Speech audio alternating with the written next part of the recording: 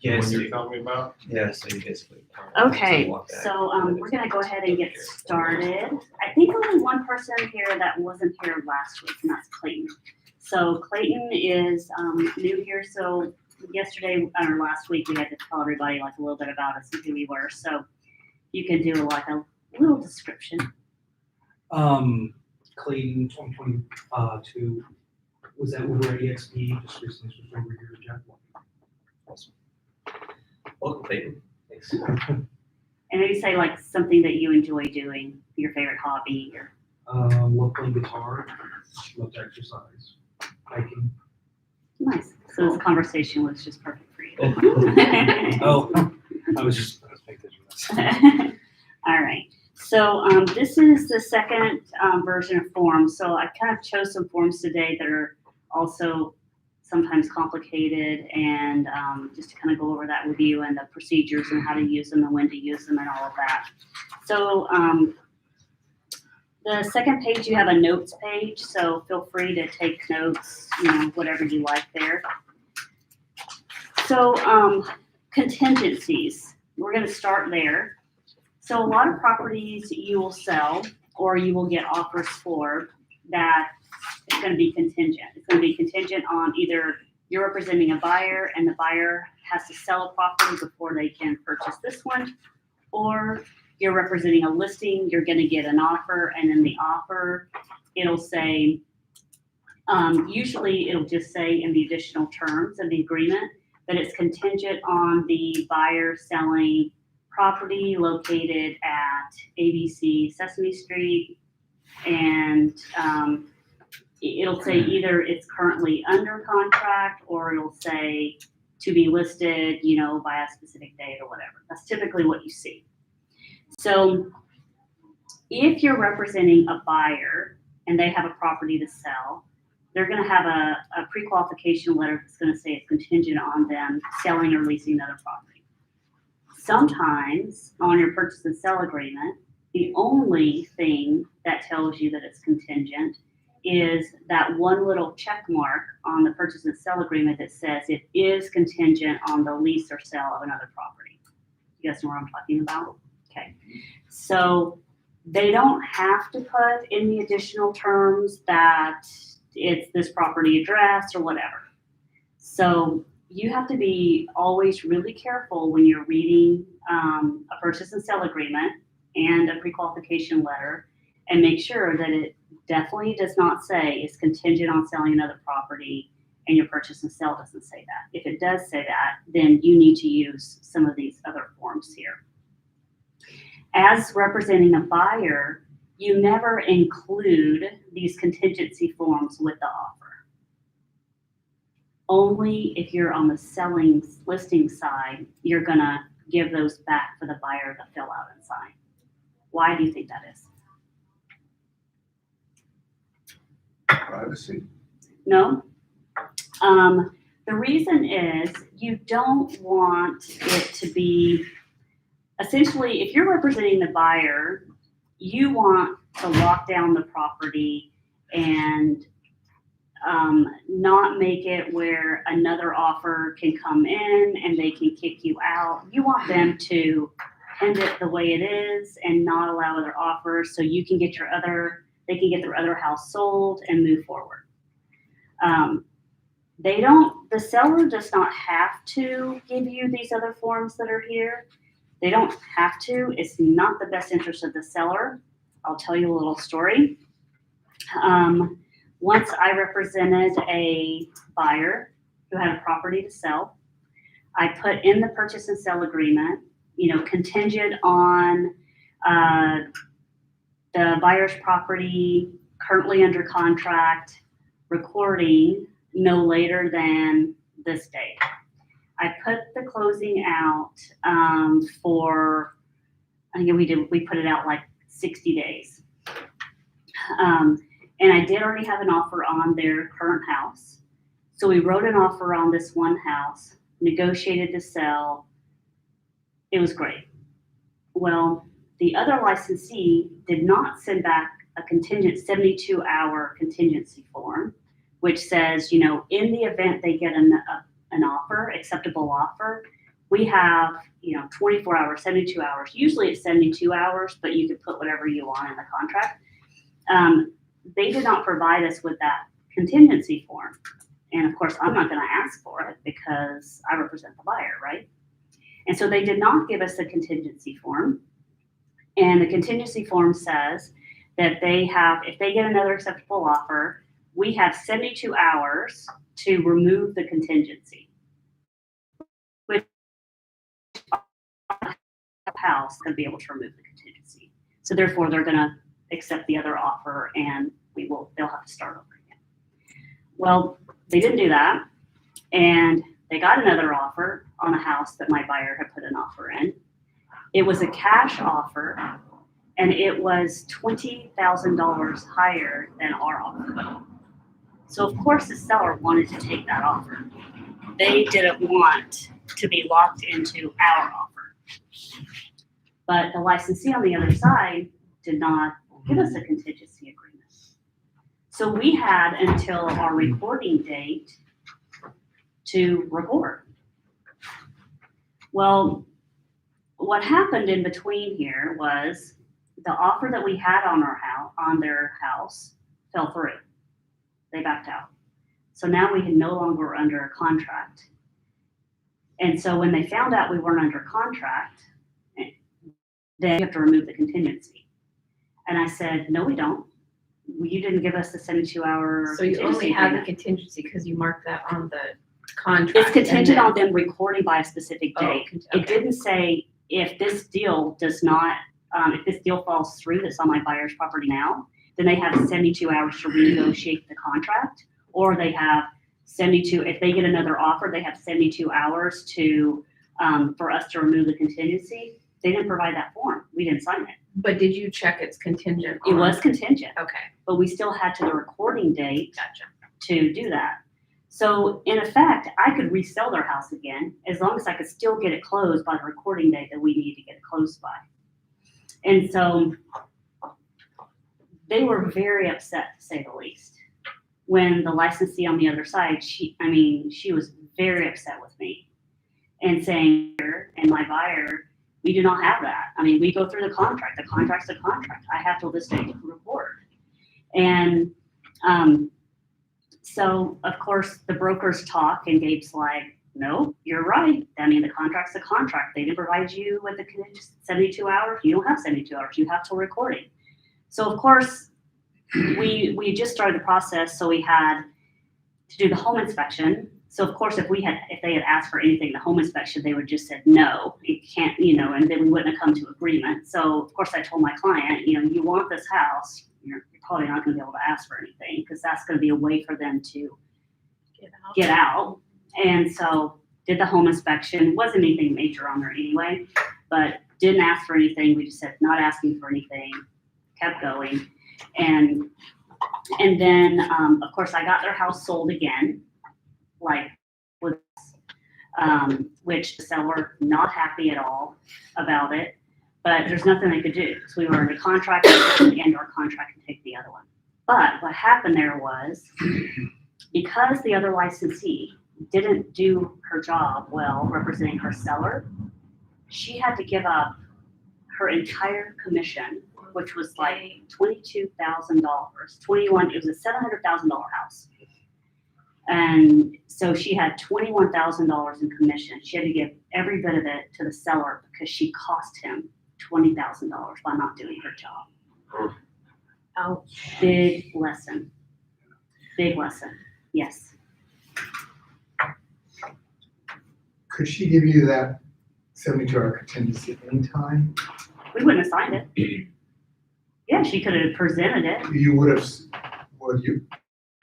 you wouldn't have signed it the first time. If she gave it to you at the right time, you still wouldn't have had to sign it. No, if she had presented it as a counter, as part of the offer, we would pretty much have to sign it.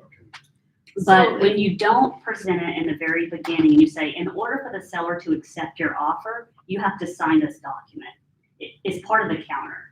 If they don't sign it at that point, then the buyer, they're going to sign it then because they don't really have a choice. Otherwise, they just don't get the house. So she essentially accepted the offer. Yeah, as soon as she, And then if she came back later with it, you're gonna go, oh, we're not. yeah, I'm like, no, I'm not gonna You've sign. already accepted our offer. Exactly. So they lose all their leverage at that point. And why would the buyer? You would never, if you represent the buyer and they forget to give it to you, you know, when they do your counter or whatever, and they try to present it to you after the fact, you do not have After you have the a buyer- fully signed contract. the buyer does not have to sign that, and I would advise them not to sign it. So it's fair to say, Absolutely. and you have to kind of just know that stuff and You have to know learn it. from Yep, experience. that's why we teach you. So for this one, the listing agent must include a contingency offer with the counter offer, and the Mhm. buyer does not need to include one of those. The buyer just. No. The buyer hopes you don't get one. And we just had a situation here where another licensee came to me asking me about the situation. And she has a buyer who has a property under contract, but they wrote a contingent offer on another property. And it's a good thing for her buyer because, and they didn't ask any questions either, not smart. They didn't ask any questions because her buyer, you know, has a property that is under, the one that they have to sell is under contract, but it's under contract with another person who has a contingent offer. Domino thing. So it's a big domino. So if not only do they have to perform, their buyer have to perform, but their buyer's buyer also has to perform to get this contract to the end. So how much of that information do you give to the listing realtor? Well, these form, see the form lays it all the way out. Even the second contingency? Yes. Okay. It does. We're gonna go over that, but it lays it all out. It says if your offer is is your offer contingent, the buyer yes. So you know, it has to be filled out. And if that one fails, and it also states if your property, because there's a contingency active and there's contingency pending. So whether they're under contract or they're not under contract yet, two different forms. And then there's a process of what you need to do to protect your seller with these forms, and then also to notify the seller if you're on the buyer side and you have these forms. So it's just, it's kind of complicated, and that's why we want to teach it in here. But this chart is really good. So let's go over, do you have any more questions, Scott? Yeah, just to reiterate this, Yeah. you always want to provide this 72-hour form when you're accepting an offer with the ask. 100% you work, if you're on the listing side Yes. with the counter. On your property, was it active with the contingency or was it pended with the? These extra forms, but it was active contingent, which we all. That's why I was wondering how they received another offer, Yeah. why they received another offer. It was active contingent. And so they were, looking at their offers, which, that's fine. I don't really care because I knew they couldn't boot us out. Mhm. But they just didn't do their job well on the other side. So when you, just to be clear, so when you put the offer in, you check is contingent. Yes. And then in the. Additional space, term Additional terms you wrote, it is the sale is contingent. on, recording of this house that's currently under contract, which was Oh, all, you did put that additional. yeah, it was currently under So the other contract. agent should have known that you did that. Oh, she knew we had another offer. She just figured, oh, well, it's under contract right now. It'll probably close. It'll be fine. Yeah, we know that until you're recorded, that it's not a 100%. done deal. Yeah, absolutely. And so, I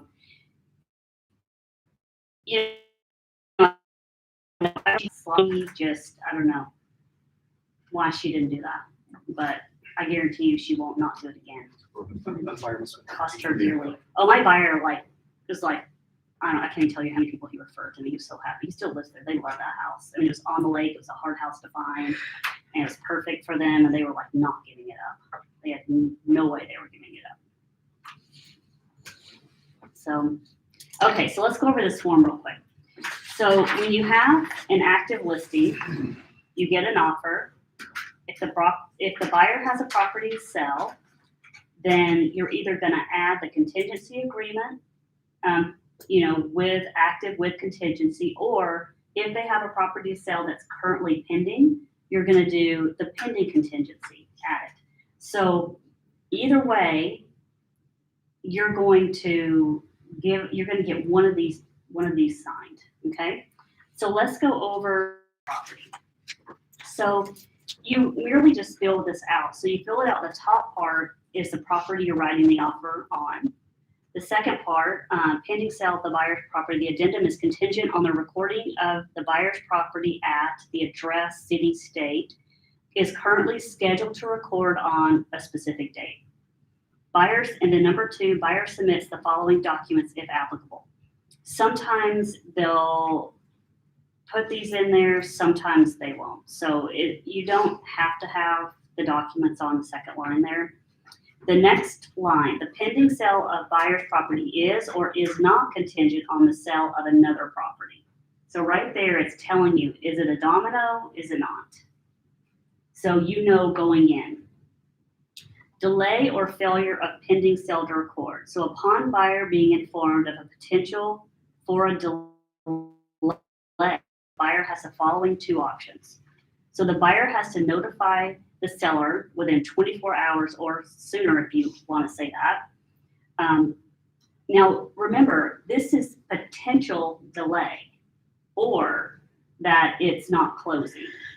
So not and or. So if you know, like sometimes you don't know it's not going to record to the last minute, but if you know there's going to be a delay, you have to inform of delay or failure of the pending sale to record within the time frame allotted above. Seller will be considered in default. So buyer will be in default. So it's kind of like the whole situation of when you find out that your buyer no longer qualifies for their loan, you have to notify the seller, it says immediately upon learning that. So the buyer has to notify the seller immediately or they're in default. This is kind of the same thing. If they don't notify, if there's an email from the other licensee saying, hey, I know that, it looks like we're not gonna have closing on time, the lender's delayed, we don't have title, whatever it is. 24 hours from that email, the seller better know that there's going to be negotiating. Do you normally leave that at 24 hours? Yes, because it's reasonable. Right. I would say minimum 12. I mean, not any less than 12, because obviously if you find out at 10 o'clock at night, you're not going to let them, you're not going to let somebody know in 3 hours at 1 o'clock in the morning, right? So you have to kind of think about what's reasonable. So the buyer and the seller have typically 3 business days. It could be less. You could say 1 or 2 to renegotiate the recording of this addendum. If buyer and seller do not reach an agreement in the time allotted, the purchase and sale agreement shall automatically terminate. So essentially, as soon as they find out there's a delay or it's not going to close, they have to come to an agreement on negotiating the new date or the deal's done.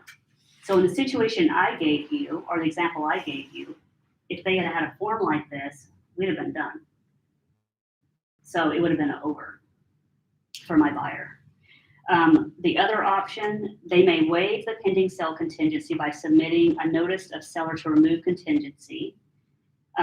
So that means they found out a way to buy this property without selling their other one, and they would need documentation from a lender saying it's no longer contingent.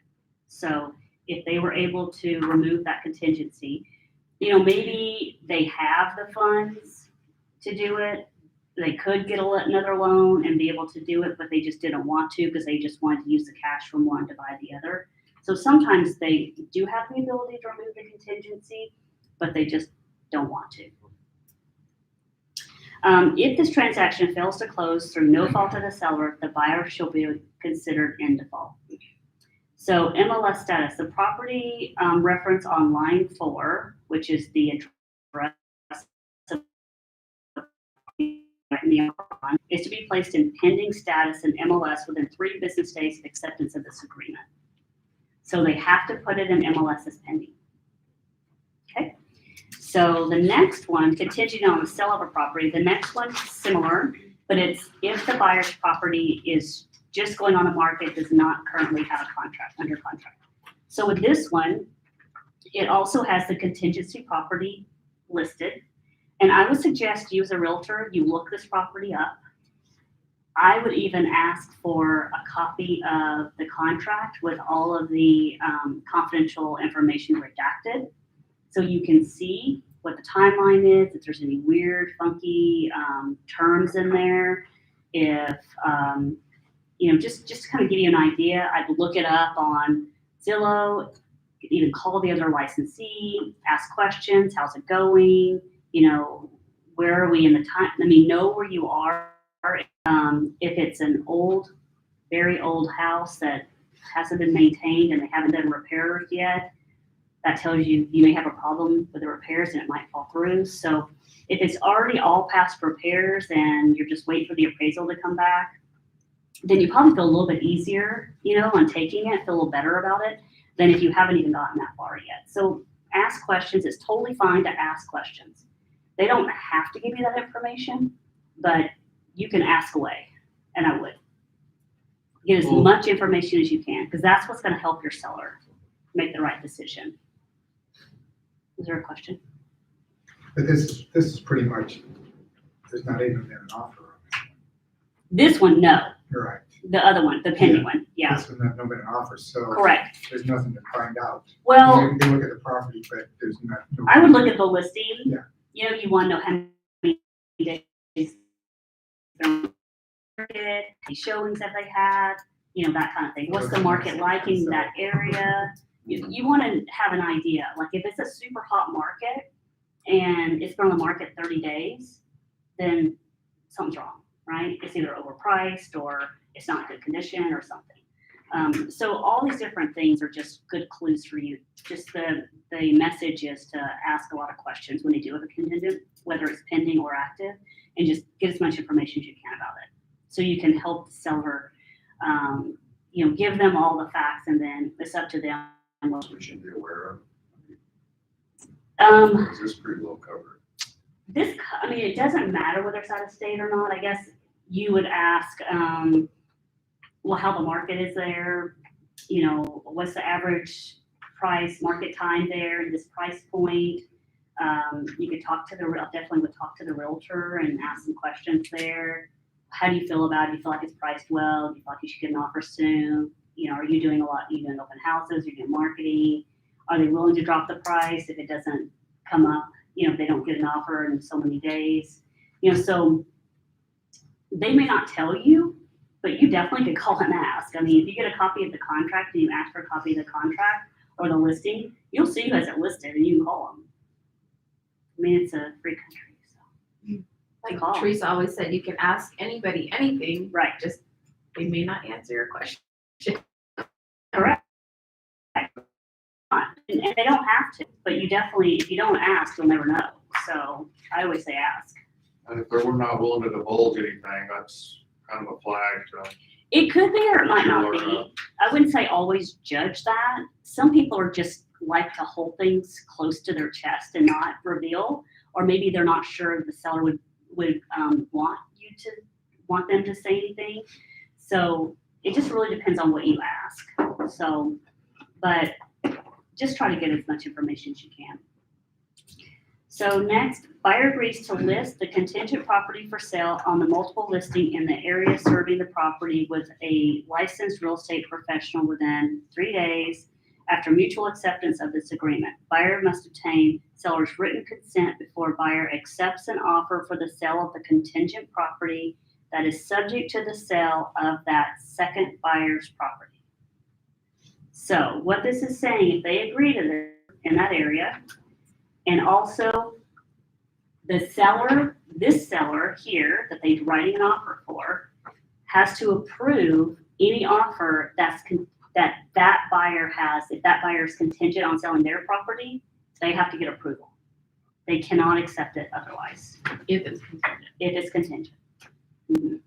Because it puts them in a domino and they have the right to know that. So they have, if this form is filled out, they can't do that. If buyer accepts any such offer without the seller's consent, This agreement, at the option of the seller, shall terminate, earnest money shall be forfeited to the seller. So if they accept a contingent offer on the home that they're selling without getting permission from the seller, seller reserves the right to continue marketing the property in active with contingency status in MLS, advertise and otherwise promote the sale of the property during the life of this agreement. So as long as it's active contingent, they get to continue to do this. So very, very important. As soon as the buyer gets their home pending, what do you want to do?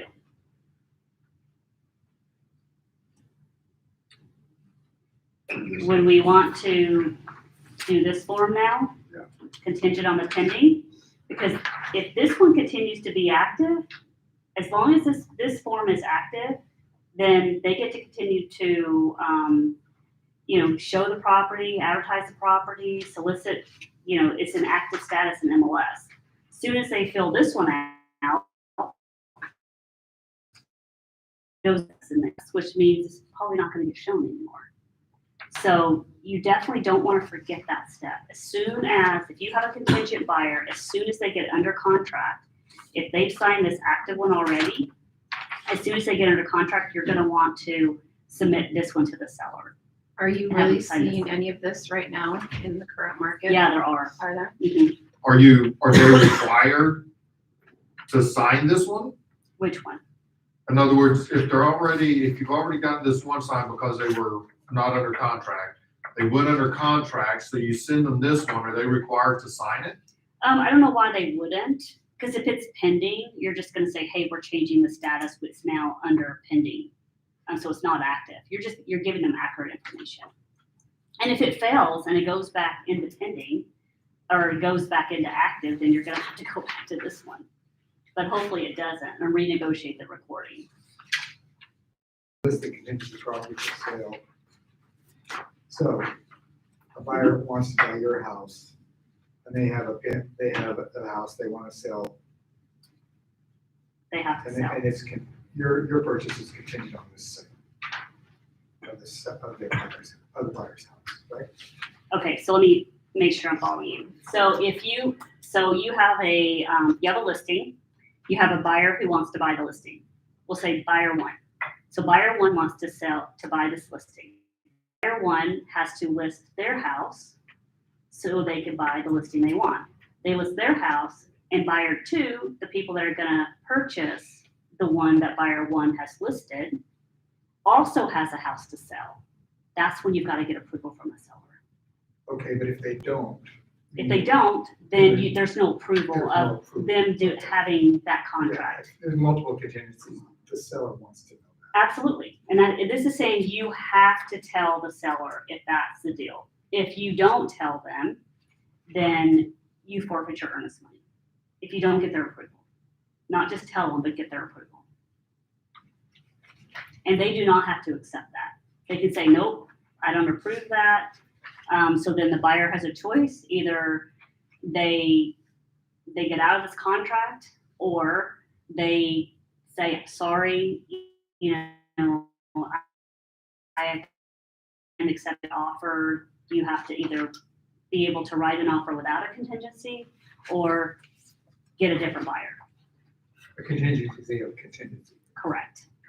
Okay, now, if your seller decides not to take that, Yes. not to allow that offer with another contingency on it,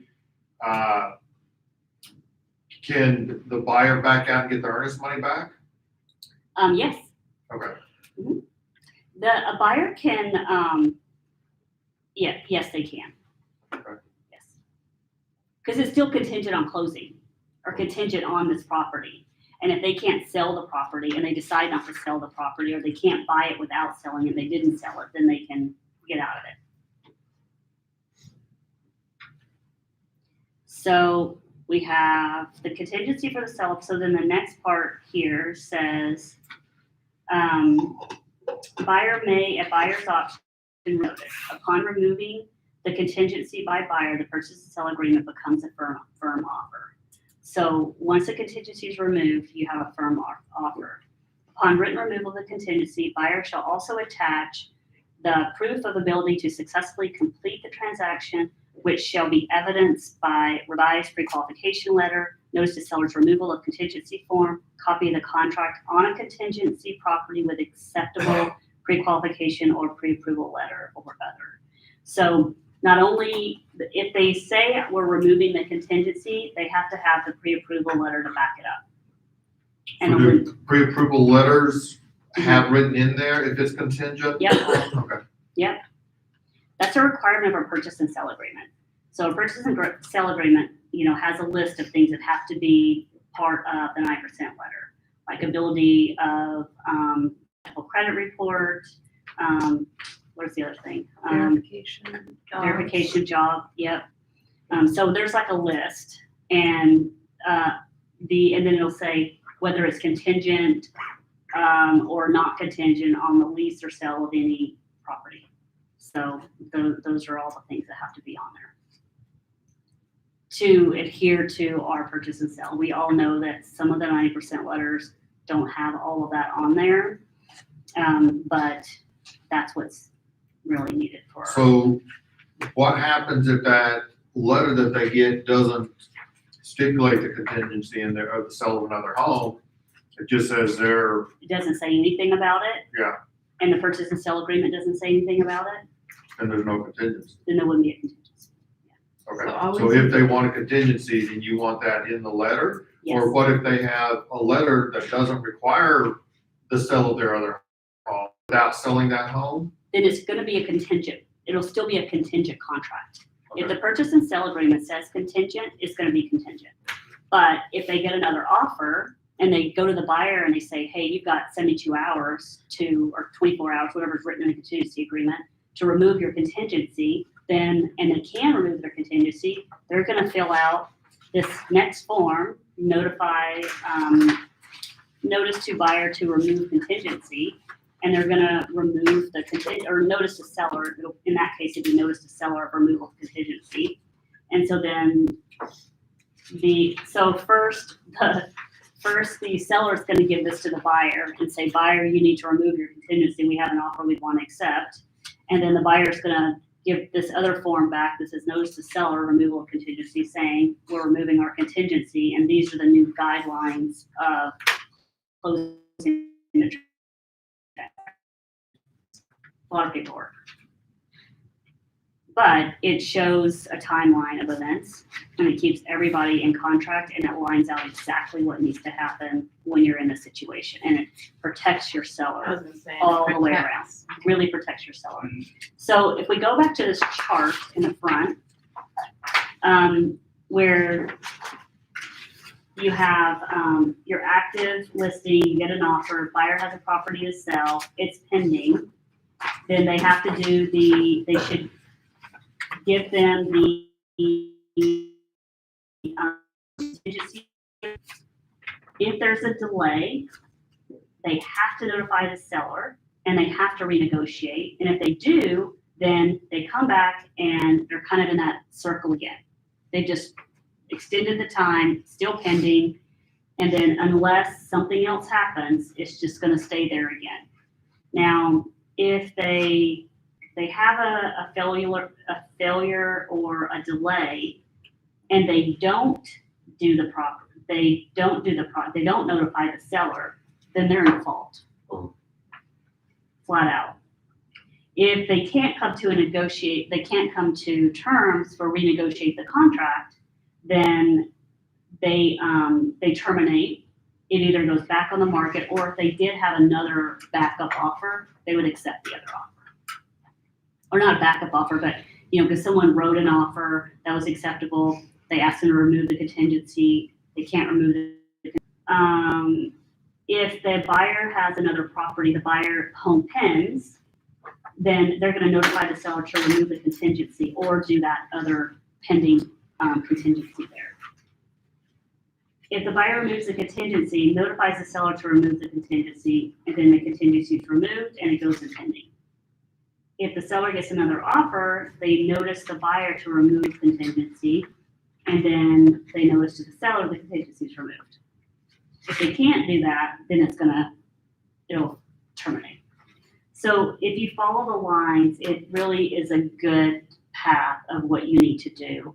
So I suggest whenever you get a situation where you have a contingency, no matter which side you're on, especially if you're in the listing side, that you pull this chart back out and don't forget what forms you need to do. You're gonna have them here in your book. You're gonna be able to refer back to that to make sure you protect your seller. It does look like a crazy, like just a domino effect, like, you know, especially, that's a good little chart. Yeah. So hopefully, does anyone have any additional questions on this right now? No? The only one I want to go over real quick is the removal of contingency. So the notice to either buyer or to buyer to remove contingency or seller, when you write an offer that's contingent on another property, and you have no idea when it's going to record, then usually you don't have a recording date in your regular purchase and sale agreement. You're just going to say all, the terms to be negotiated, renegotiated at the time this offer becomes, in a firm offer. The contingency is removed, right? And then you fill this out. And so this is you a counter offer, right? So instead of it being in a counter offer, it's here, so you can identify all the new dates that you need for the inspection and everything else. So it has the verification of funds, the pre-qualification letter, inspection, appraisal repairs, and then recording. So all of this is kind of laid out. Also, it even goes far to say that you had, because if there was another offer on there, say there was a home inspection done. If they did a home inspection, then they're saying that that's going to now become part of a disclosure statement as well. So it really kind of goes all the way through this form. It's a really good form. But, so that you're saying in the original offer that there was a contingency on, it might not has a recording date, or maybe not a recording date, and who would accept something like that? Well, because they know it's contingent on another closing. So they're And just willing to and kind of it's leave it a active. little bit up You in the could give air, it, like I always put a recording date in mind. even if I it's just to be changed. push it out. Okay. Like I figure, okay, we get 30 days, and you tell your buyer this. I mean, like they're not gonna most people aren't gonna just sign a contract with have no idea when it's gonna close. But I would typically say, okay, we're gonna give 30 days to get this house under contract. Then it's gonna take another 45 days to get it closed once we have it under contract. So that's 75 days out. So we're gonna make recording 75 days out from today, and we have to have your house under contract in 30 days. If we don't have it in contract under 30 days, we're not gonna make this timeline. So that's kind of how I usually do it. And it usually works pretty well. I mean, that's what the average market time is. You should be able to have it under 30 days. And you really shouldn't be showing homes to this person that has a house to sell ready for the market. And you need to tell them, hey, you need to have your house ready for the market prior to us finding you another home, because you're going to need to put it on the market like within 3 days of this offer getting accepted. So it needs to be ready. And so it's all just like making sure you're prepping your seller for your buyer seller to what they need to do and what's going to work for them. So, because that's what these forms say, right? 3 days. It has to be actively on the market within 3 days with the licensee, so it needs to be ready. You can pre-do a lot of things too ahead of time and get it ready. You get the photos done. You can do a lot of things. They can have the house pretty much ready, and then just put it on as soon as they find the house that they like, that they get negotiated. Any other questions? No? What I'm gonna do is I'm gonna give you guys like a 10-minute break. Okay. All right, so 11 o'clock. Oh, where's Christy? So good. Find her. Here she is. I think this is it. Is everybody? No. What's her name? Oh, Tony. Tony. Give him one more minute, then we're gonna start.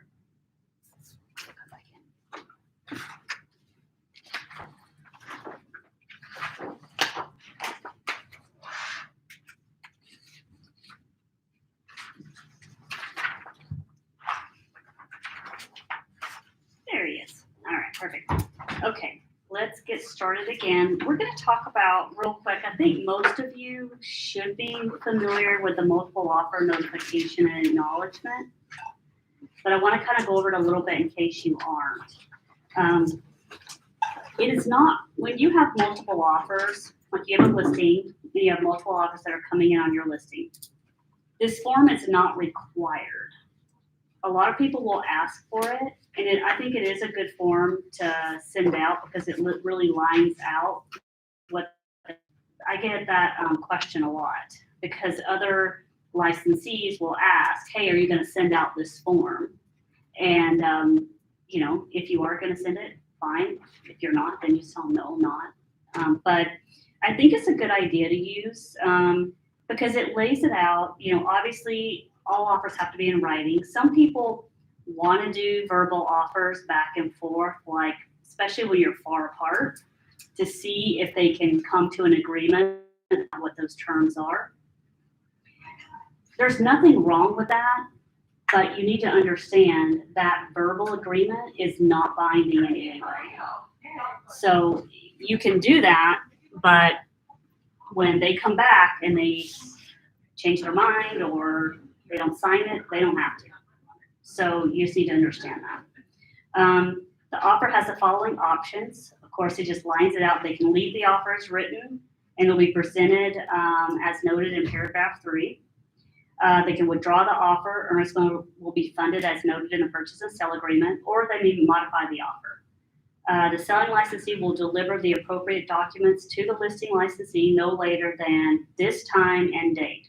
So essentially gives them a deadline, and that way they have it in writing. And that cannot change without giving them additional notification. So you tell them they have till Monday at 4 and you decide, and the seller says, you know what, I just got this offer on Sunday and I want to accept it.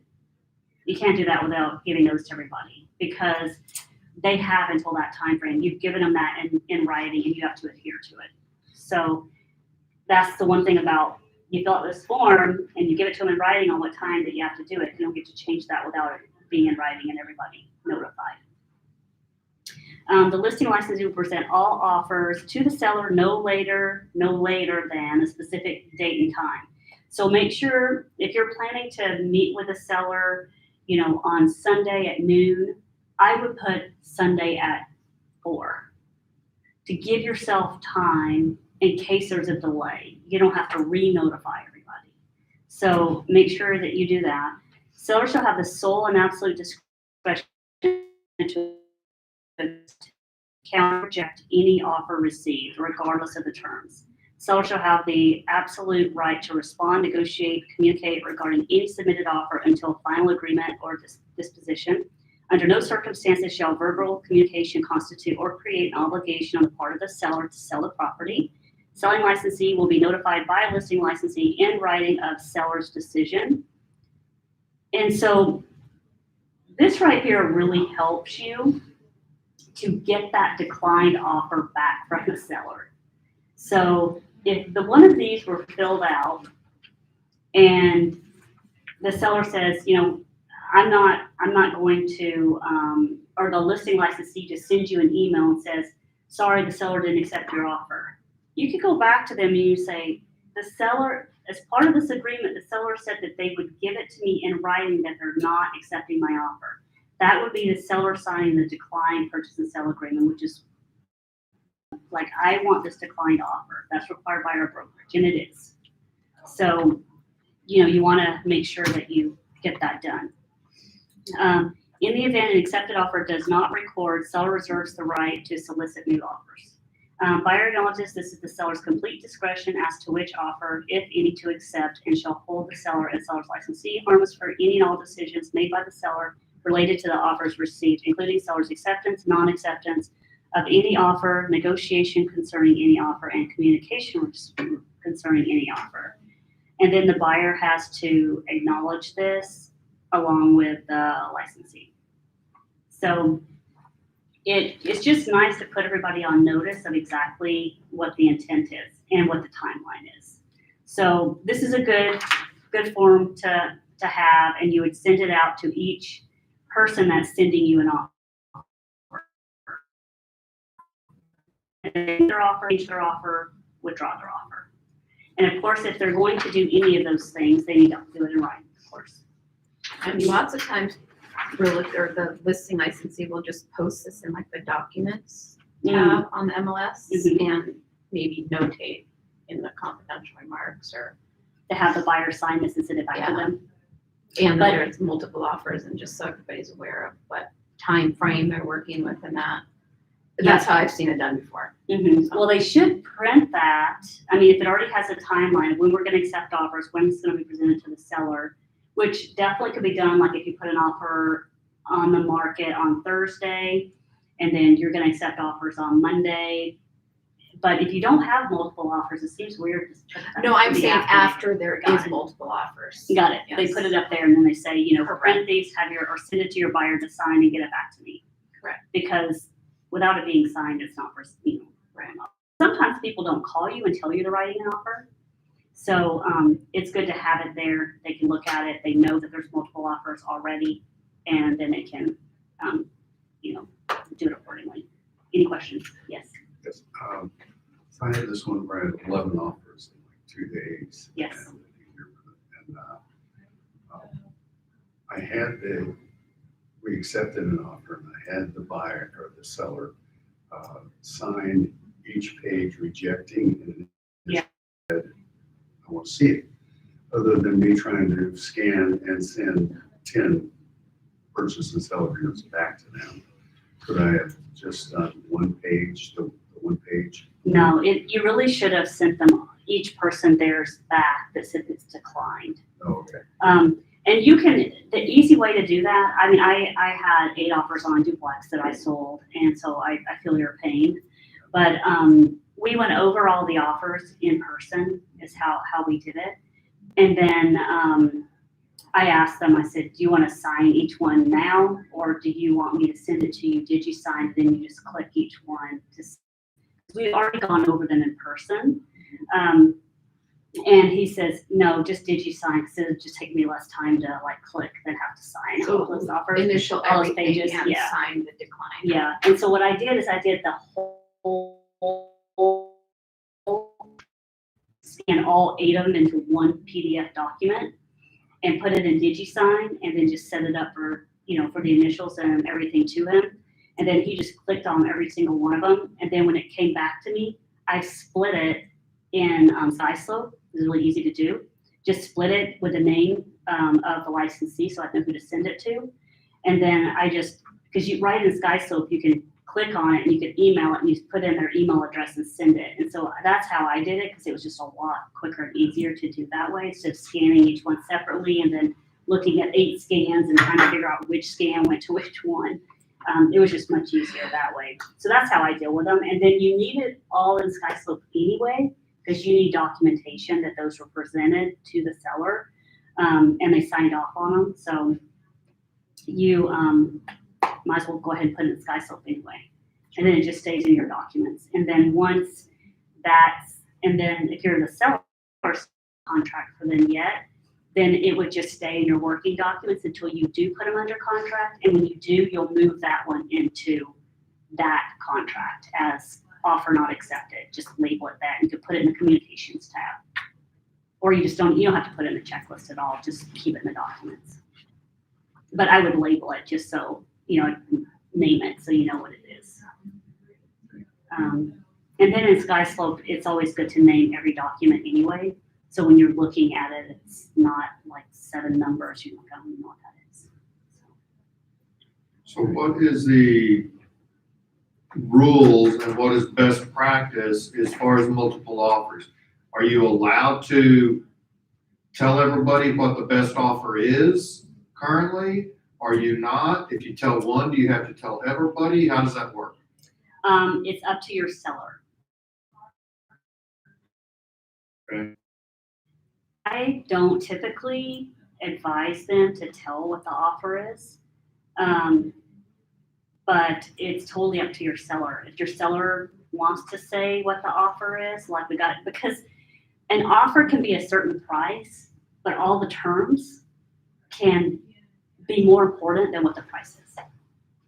So, I mean, technically the price can be 5,000 high, but they're asking for 5,000 closing cost. That's not a true depiction of the net, which is really what people are trying to get to. So I don't like doing that, and because of that. And then when people find, they see an MLS after it closes, there was 5,000 closing costs. You told me it's 5,000 over. So then they write an offer 7,000 over, no closing cost. They're really offering a lot more because of what you said, and it just puts a bad taste in their mouth to you. And it's a small town, and it's just not worth it. And what I prefer too is you ask the seller what's most important to you. Do you have a specific date you want to sign, close? Is there certain things that would make this a better offer for you? And share that with each person. Like the perfect offer, if someone asked you, what would the perfect offer be? Then you could share that. They would love to have over ask. They don't want to, move out. They want to rent back for 30 days or, whatever the case may be. I feel like that's a better approach than saying, hey, we got an offer for this much. See if you can beat it. Because the licensee that you told that about, they're not going to be happy. Even though you have the right to do it, you're just not going to make them happy. If you tell one, I assume you have to tell everybody? You probably should. You don't have to, Really? but you should. Okay. Yeah, it's up to your seller. Your seller can do whatever. One's cash, but it's lower. I have one that's, lending that's higher. Can you go tell the cash buyer that you got an offer for this much? Because I'd rather have cash, but I want to hire, but I don't necessarily want to counter them because I want to see what other offers come in. And they tell you to do that, you can go do it. Okay. But I would make sure I had that in writing from the seller. Okay. Send me an email telling me what you would like for me to say to the other person, and I'll pass it on. Wouldn't it be best just to not say anything, Yeah. but it didn't. Oh, you mean, no, he's talking about prior to the fact, right? Not after. Yeah. Yeah, he's talking about prior. Okay. Prior to And- accepting anything. But no, I don't usually you don't tell people what your offer is until it closes. It closes as an MLS. I mean, it shows what it closed for. But because if that were to fall through, then you pretty much already told everybody what the seller would accept. When if you don't say anything, you could get a higher offer. But if you tell them, obviously you're not going to get higher because they already accepted that. Why wouldn't they accept it again? But they will ask you. People They will will ask ask you. And what I do is I would, I like to say, you know what, it's higher than list, or it's very good offer. You could say that, and then Could make mean a lot of things. could mean a lot of things, but let them interpret that. And sometimes it's difficult to say what how you ended up with the net in that. No, I mean the net's a net. It's math. Yeah. So, Yeah, but to explain what the math is to somebody else. well, you don't need to do it. It's none of their business. Yeah. Yeah, it's none of their business. I mean, even if the net's not higher, the seller could still accept another offer to where the net's lower. They just like the terms better. They like the buyer better. Whatever the case may be. They like the lender, like the realtor. I mean, they can make whatever decision they want, as long as they're not violating fair housing. So, This is just a really goofy question, and I've been straining with it for a little bit. It's line 11, and it says the selling licensee will deliver the appropriate documents to the listing licensee no later. Isn't the listing licensee the same as the selling licensee? no, listing licensee represents the seller, and the selling licensee represents the buyer. See, why, that confuses me. It See, confuses that's what everybody. I was looking at that and I was like, what? Well, we do here too, seller and buyer, and you think selling licensee represents the seller. A lot of people think that, Thank you. but okay. it's more like you're selling the house, the buyer, listing the house, the seller. I know it's confusing, but Okay, it's, so in this, on this part, on the selling Everybody- licensee is the buyer, yes, is the listing buyer. licensee, seller, seller. selling licensee, buyer. Thank you. So it's confusing. You're not the only one. I hear it all the time. Okay. I'm glad like, I you asked the just- question 'cause I was- It's not gonna change, so you just have to memorize it this Yeah. way, kind of like the glossary when you took your test. I was gonna, yeah, that was gonna kill Garrett. Yeah. Selling, buyer, listing, seller. Selling, okay. Okay, any other questions on this one? The multiple offer or best practices?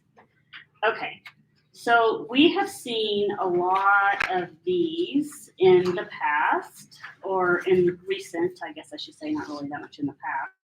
You know, puts in an offer, it doesn't get accepted, and they want to go and back up. What do you do? Well, just saying, hey, my person wants to stay and back up, that's not backup. They have to put in their earnest money as if they relinquish the earnest money into that contract. And the offer has to get negotiated. And then there's a backup agreement to the purchase and sale agreement, which is this form. So in this form, it has a purchase agreement between the backup buyer and the seller. And then, so this would be filled out by the listing licensee and the seller and given back to the buyer. So it says the property is under contract, the seller has accepted a purchase and sale agreement, the notice of the primary agreement terminates if it terminates or fails to close, seller agrees to give notice to the backup buyer within 3 days of the primary agreement terminating or failing to close. The dates for completion of necessary tasks contained within the purchase and sale agreement shall be renegotiated on the notice of backup form, which is this other form behind this form. So if you have a buyer who wants to be in backup position, that purchase and sale agreement is negotiated as if they were going to go in first position. The terms, the price, everything's negotiated in there. The dates, a little different. You want to push those out because you don't know what that's going to be. Yes, Wilson? So my buyer, let's say, wants to be in backup, would they be open to like find something else? They would have to offer. Okay. Yep, but when you're in backup position, you have a buyer that's in backup under a primary contract. They can withdraw their offer anytime they choose. But they still lose their option money. No, they don't lose their earnest money. They get it back. Oh, cool. Okay, do y'all have option money here? Mm, No, it's just Only new earnest money? Yeah, like new construction, like someone's call it that, but Okay, no, it's just earnest money. okay. So amendments to disclosure statement, any inspections, reports generated.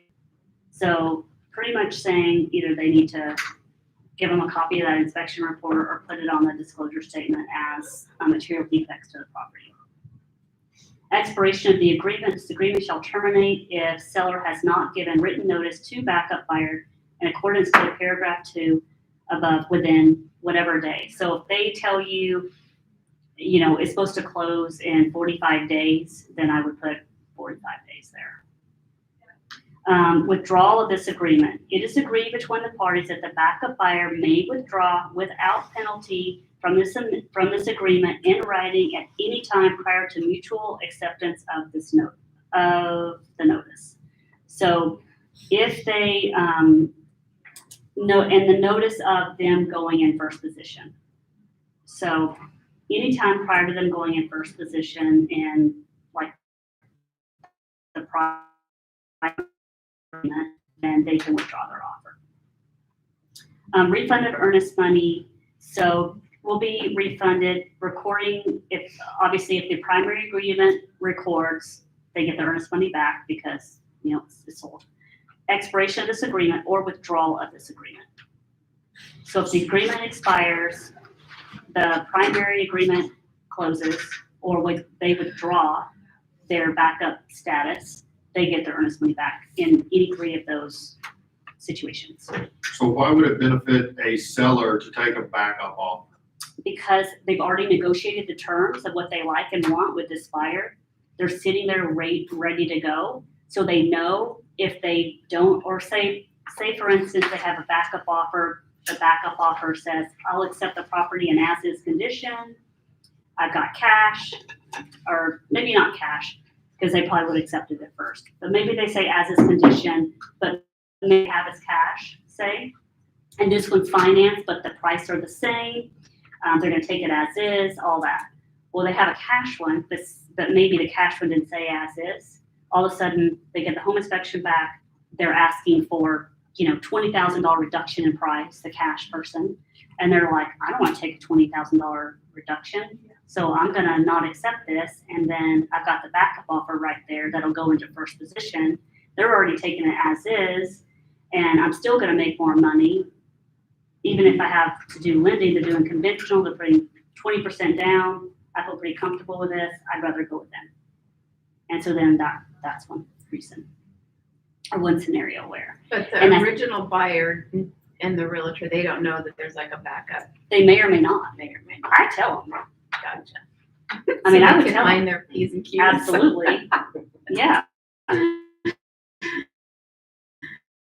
Because they're likely to ask for so much if they know there's somebody waiting in the wings for this property, just waiting for them to default or not come to an agreement. So. It's such a game. The It's whole such thing a is Such a game. 100%. So So this- that's where we get paid, the money we get paid, is all of these things that we do, all the knowledge, all the negotiation, all the skills, all of this that we learn and we do for our clients. They want to come in and they say, well, we don't want to pay you as much. I can market my own property. I can do my own, I can do my own photos and all this stuff.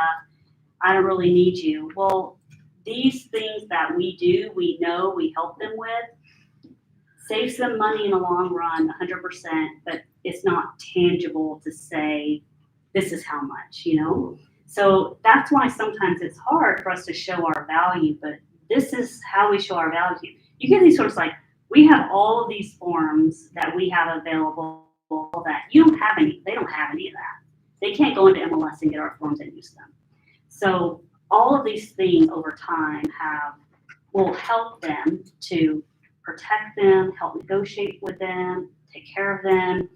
And so that's where our worth comes in. So when people try to say, I only want to pay you 1%, then you can kind of help them understand everything you do. I mean, just show them a property disclosure statement. Did you know that you have to fill this out? And if you don't fill it out prior to your getting the offer accepted, they have 3 days they can get out of the contract for anything you have written in here. Oh, no, I didn't know that. Well, that's one reason why you pay me. I was gonna ask if you are the listing licensee and that with that same scenario that you were with the cashmere. Yeah.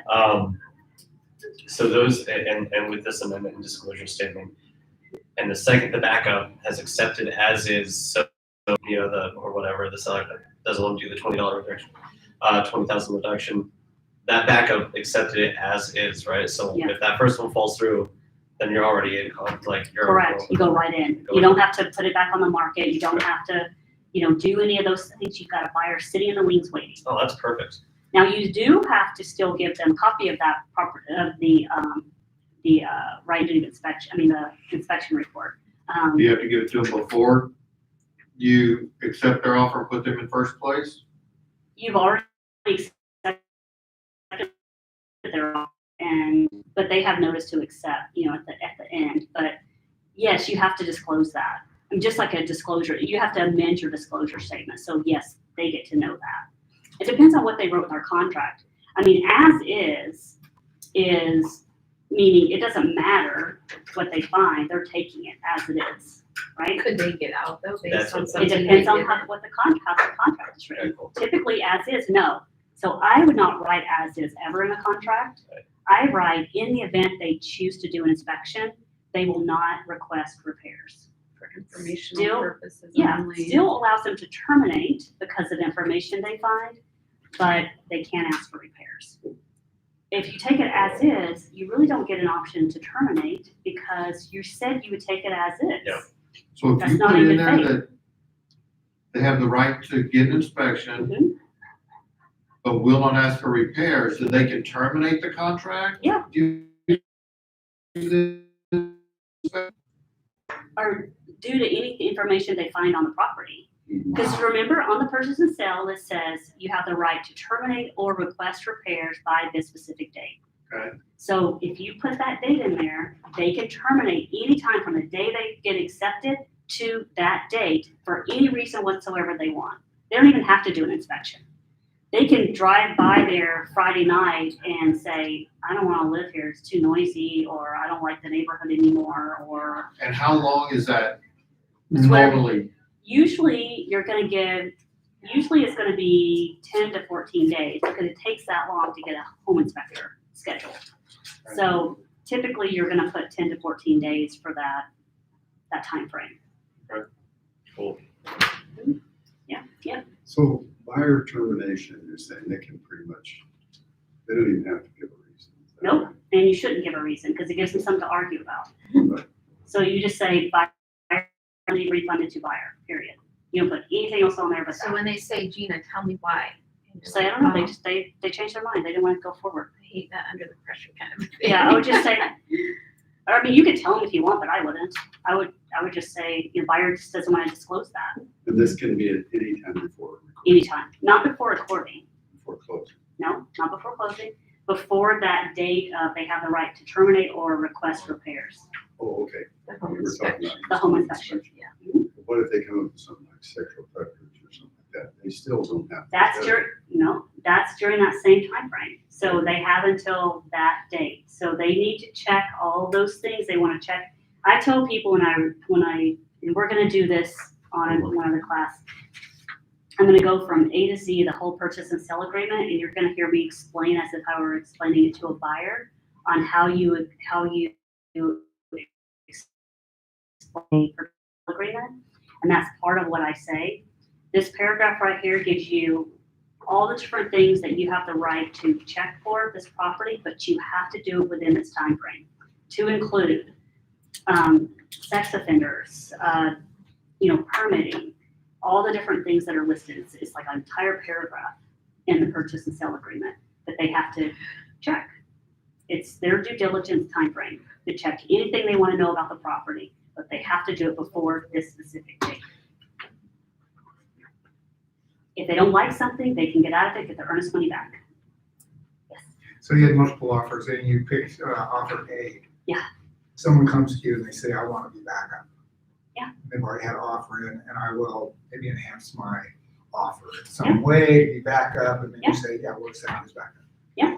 What if you accept, okay, multiple offers and you could accept offer A, tell everyone else I've accepted another offer, and this is my offer, will you accept that? So anytime someone can come in with a backup Yes. and say, as long as you agree with them on what the offer is, you can accept that. Absolutely. But can your You can seller just show, say, I don't want to accept any They can. backup offers? they can. If the buyer doesn't want to accept the backup, they don't have to. Seller. You have the ability, I mean, you can show that house all the way to recording. I mean, if the seller's good with it and someone wants to see it because they really like it, they want to write an offer on it possibly, you can show it. So once you're under contract, can can you still show pull it, black it out in MLS where there are no showings? You can. Most people don't ask to see it once it's pending, but once in a while, you'll get a request and you ask the seller, the seller says, yeah, sure, I'll show it. And if they want to write an offer in backup position, they can write an offer and be in backup position. Because maybe they decided they would be in a backup position and Right. you could be. I was encouraging, when the market was absolutely insane, I was encouraging people, ask to be in backup. Because there was a lot of deals that were DFT, because people were looking at them sight unseen, they were writing offers sight unseen, there was all these situations going on, they said they weren't going to request any repairs, they get the home inspection, there'd be like items that they didn't want to do that anymore.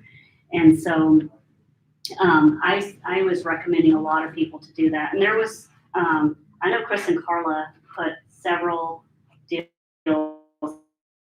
they had, I think a couple of them.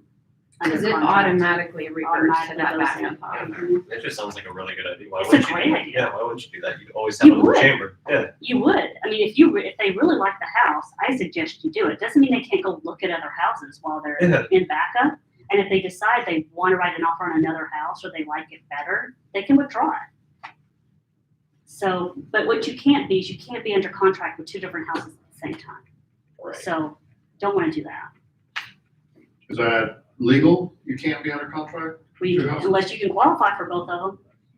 You You might might have a to. legal Might contract. like to.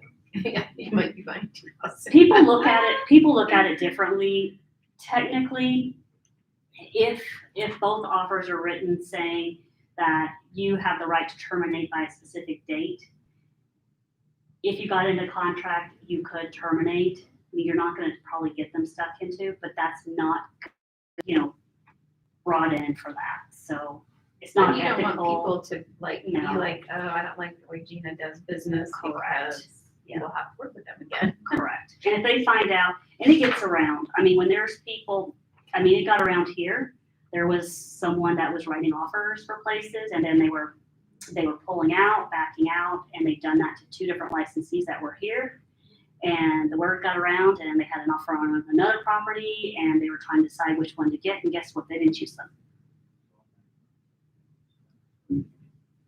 So it's, you don't want to do that. You want to be ethical, fair, good faith dealing with everyone and encourage your clients to do the same. So in a hot market like this, is it ethical to put multiple offers out if you haven't got No, and unless you withdraw it. I mean, you can withdraw your offer at any point you want. You put an expiration date on your offer.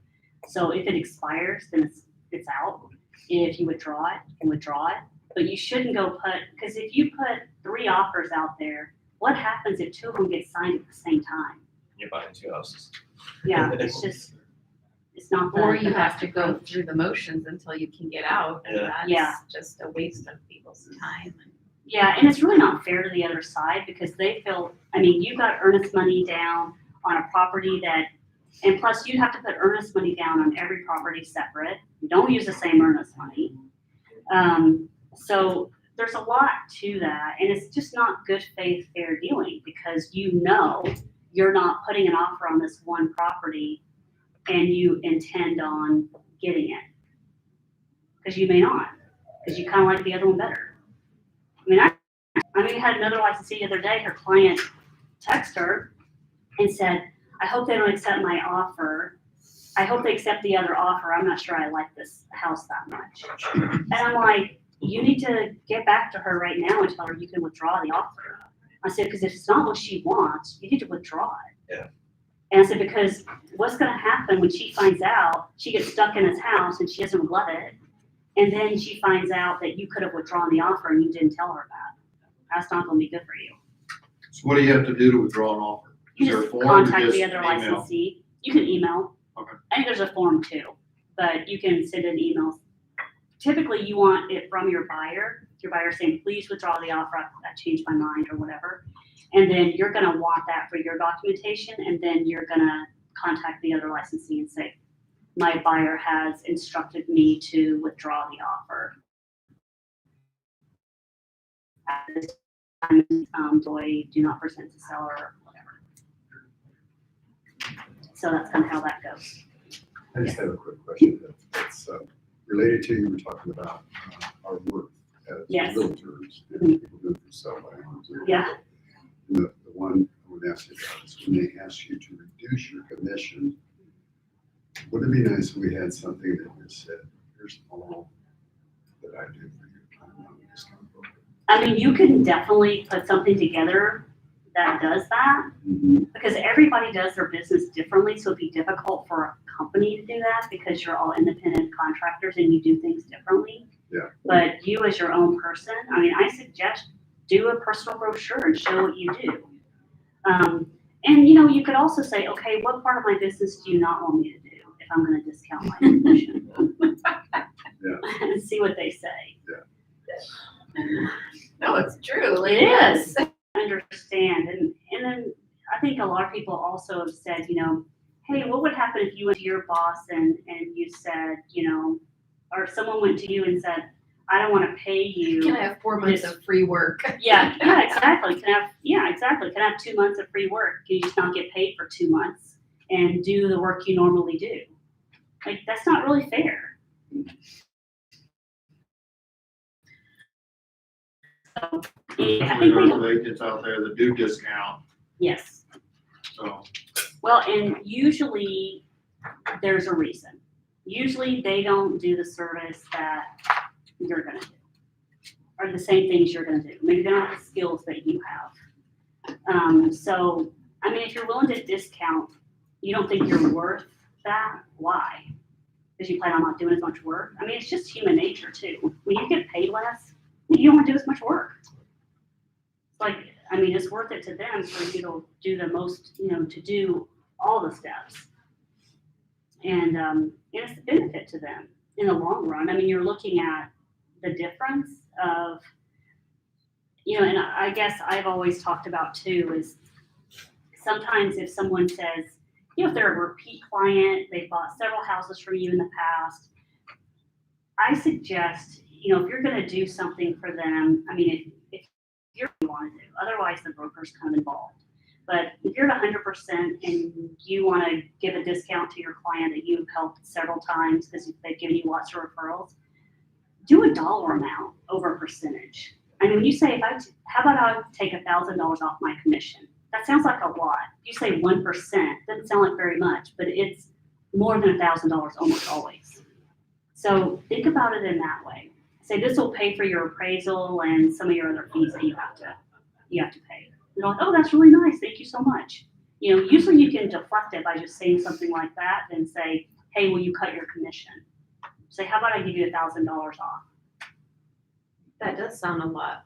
Yeah. That sounds better. Because if you're at $500,000 house and you do 1%, that's $5,000. You just saved yourself So just maybe something to think about when you get in those situations. But you do have to get approval to reduce your commission with the brokerage. So, all right, we have 20 more minutes. Does anyone have any other questions about that? Okay. And the only other thing I want to say is the next sheet is notice of acceptance of backup. So this has to be filled out and signed once it goes into first position. So this is the notice that it's actually now the backup addendum, notice of acceptance. And then it redoes all the dates and all that stuff. Okay, so one other thing we're going to talk about, I don't know if we'll get to the end, we'll see, but occupancy agreements.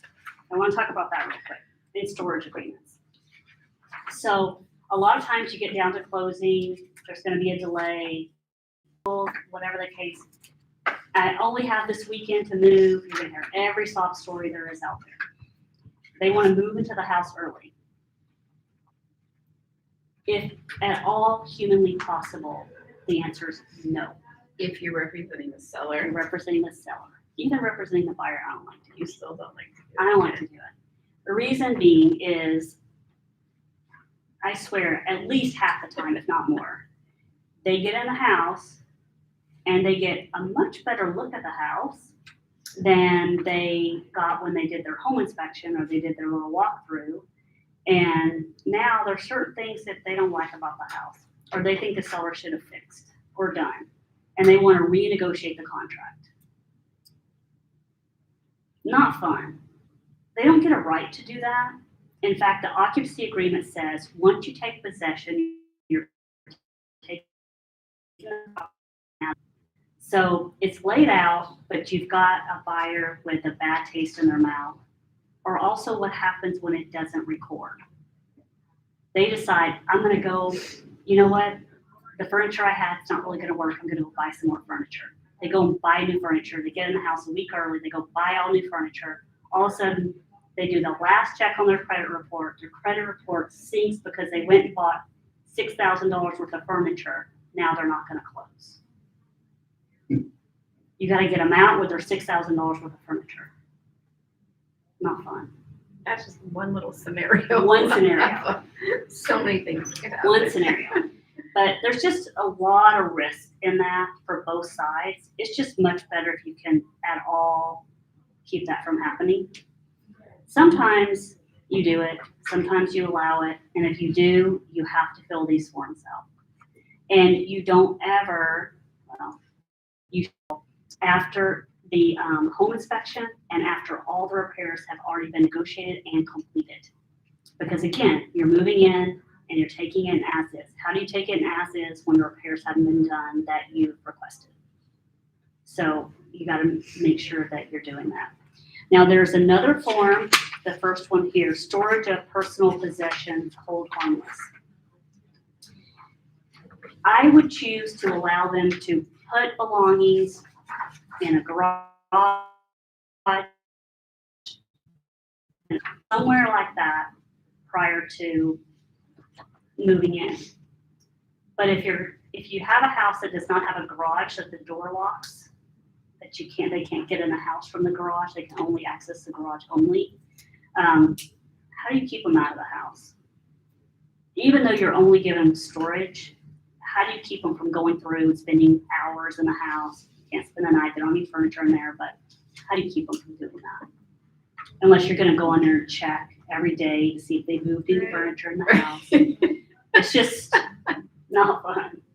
So it's just hard to manage is really the key to it. Sometimes it's necessary, I get it. Sometimes it is. And I mean, I've done it.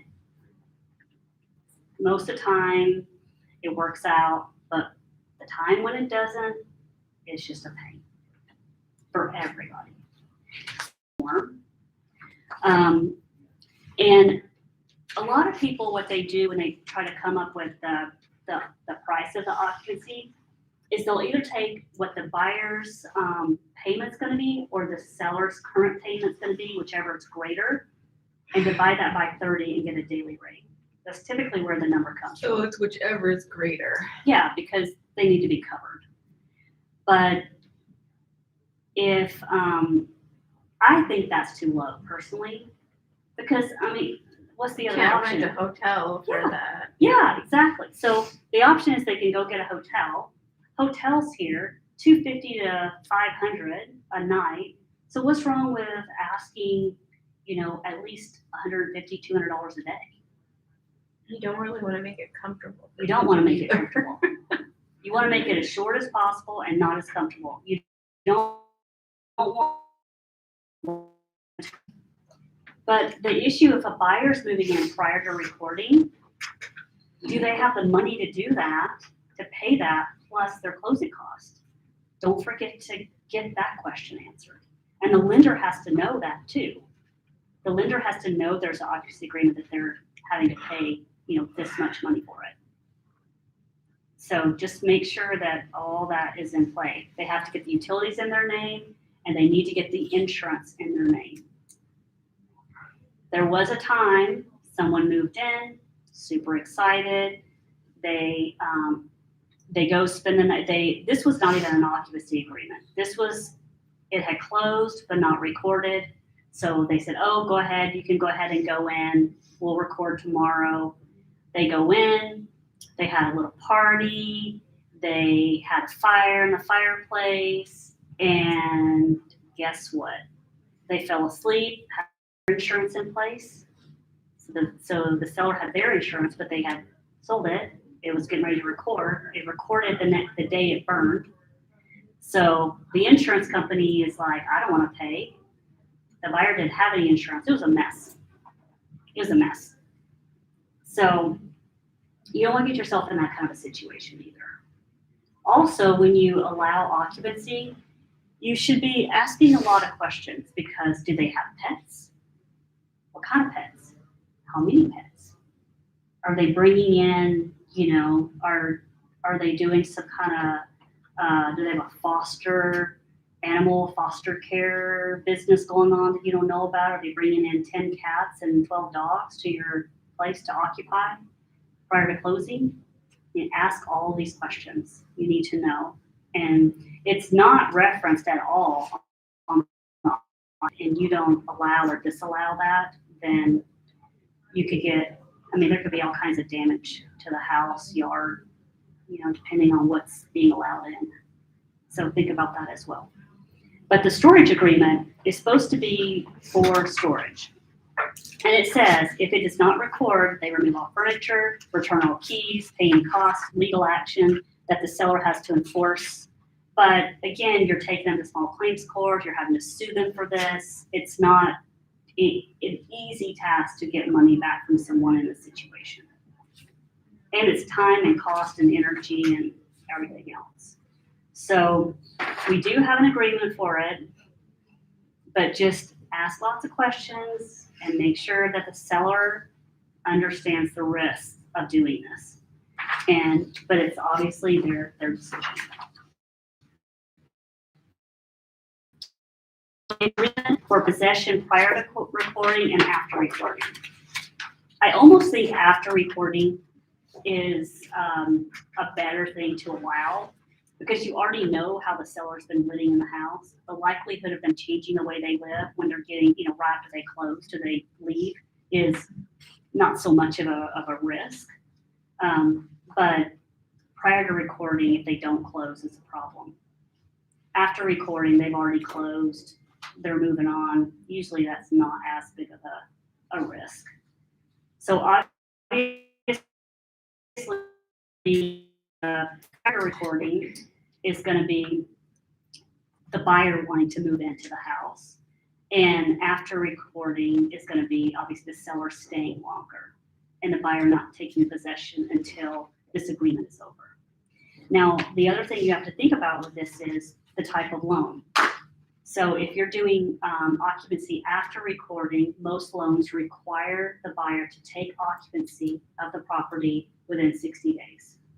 So if you have an occupancy for 90 days, that probably won't work. So you need to make sure that you check with a lender, and that's going to work for the loan program the buyer's getting prior to making this agreement.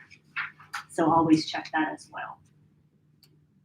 It's an extra thing to think about. Do lenders offer exceptions to that, where they'll say, okay, we understand you're not getting here for 90 days.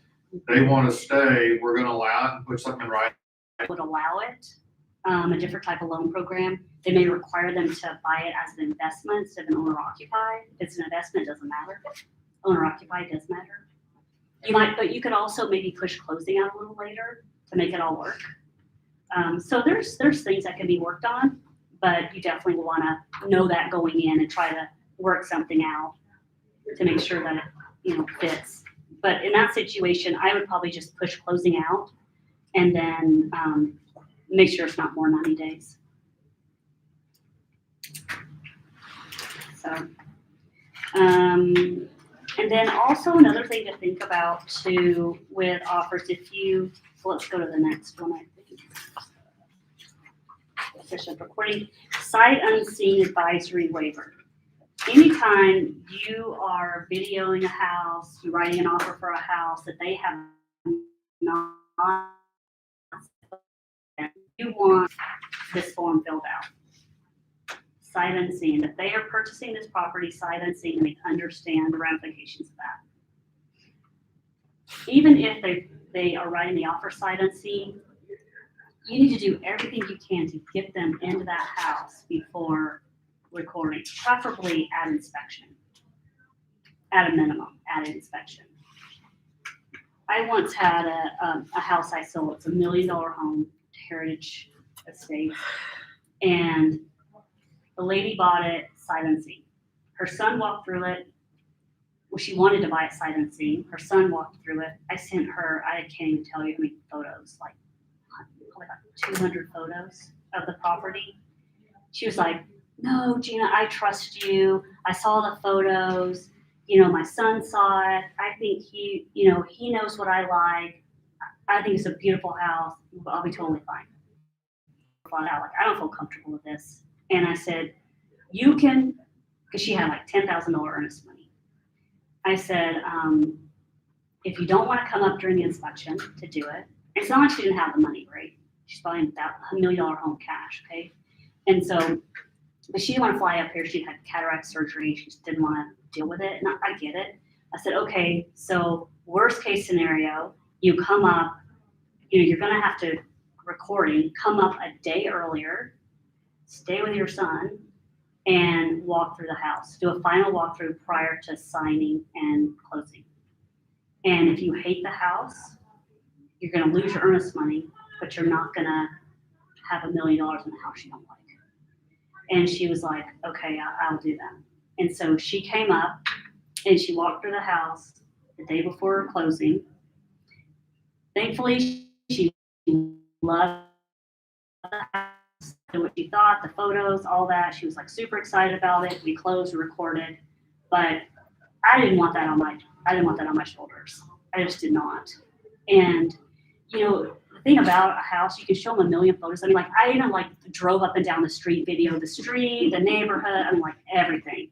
Because that's the problem. It's not just the house, it's everything around it.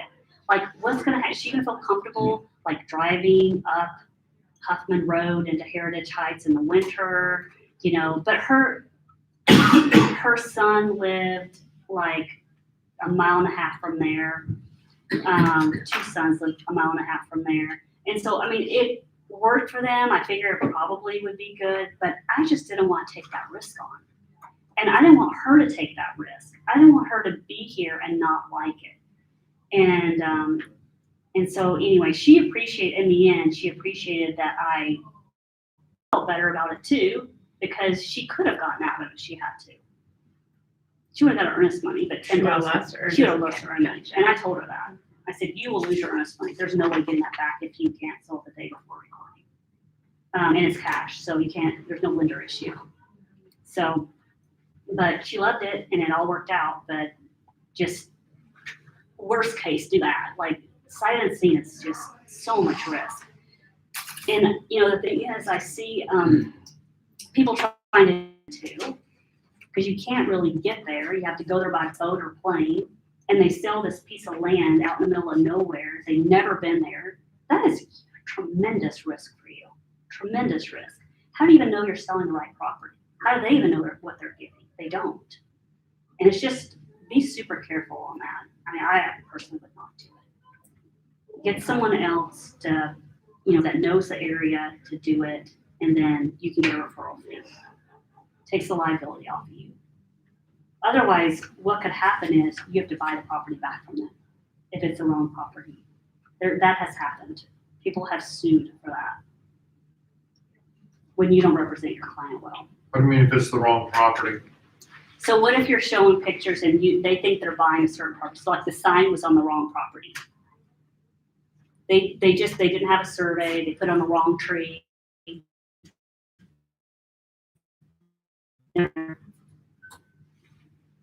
That's happened before. It's happened before where they cleared the wrong property. They cleared half of someone's property, another person, and they had to buy trees, like 20-foot tall trees for that, thousands and thousands of dollars to replace the trees. Crazy things that happened I've heard all about. That's why Dave and I are like super risk at first, because of all these things we've had to deal with lawsuits over the years and just things that can happen. It's just important to know what you're doing. Yeah. So we're almost out of time. I'm just going to hit these other two like super quick. So home inspection, previous home inspection acceptance. If your buyer, if there was like sometimes sellers do their own home inspection prior to listing the property, just to see what they're going to be dealing with, get the repairs done ahead of time. That happens often. So if that's the previous inspection, maybe they did it 2 weeks ago, it's the same inspector they would have used themselves, and so they feel confident and comfortable with it, then you need this form filled out, that they're accepting a previous home inspection with all that liability, and you're still tell them they should get their own inspection, but if they don't, they understand. So have them sign this if you're accepting that, okay? Next, if you are representing a buyer, and that property is on a well and septic, always, always, always get this form signed. Well septic addendum. It's under the Jack White forms in Flex as well, but it's really important that you get this filled out. Because what it does is it allows the buyer to be able to talk to the engineer, Saying here is in the event the buyer has to accept the results. You don't get to do that when you don't have this form and you just hit it has to pass. So here, it says, in the event the buyer rejects the test results and or recommended corrective action, this sale will be null and void. Earnest money shall be returned to the buyer upon a fully executed termination agreement. Buyer and seller will have no further obligation toward each other, nor is there any recourse against the broker or licensees. Very, very important. This will be the only way you get to get out of it based on the results from the septic. Because the septic now, if the septic is over 20 years old, they're going to get an advisory. The buyer's going to get an advisory on it, and most of the time, the buyer's going to want to negotiate something. Half the inspection, or half being replaced, the whole thing being replaced.